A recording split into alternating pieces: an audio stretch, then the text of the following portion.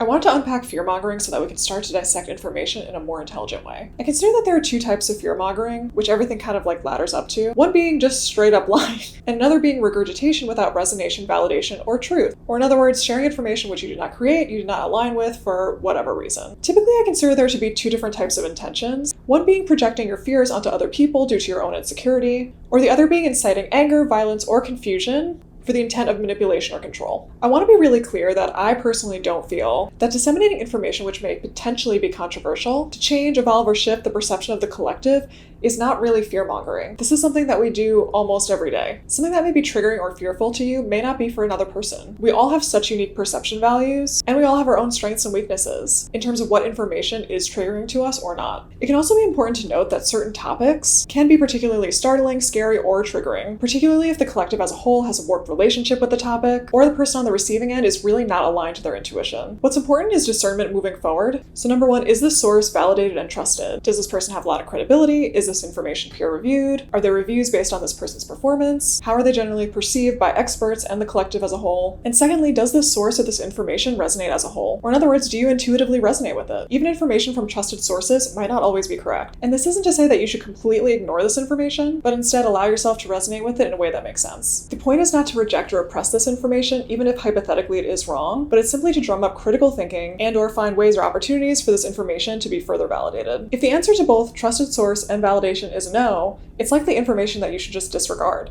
However, if there is a yes to both of these or to one of these, there may just be more information which is needed, you may need to do your own research, or simply more time may need to pass to get a more informed decision. There's definitely responsibility on behalf of the relayer to avoid using approaches which are overly triggering to the collective. In a world of individuality and free speech, this may be ultimately impossible to censor. I do truly feel that it's up to the individual to be able to know, understand, and discern information.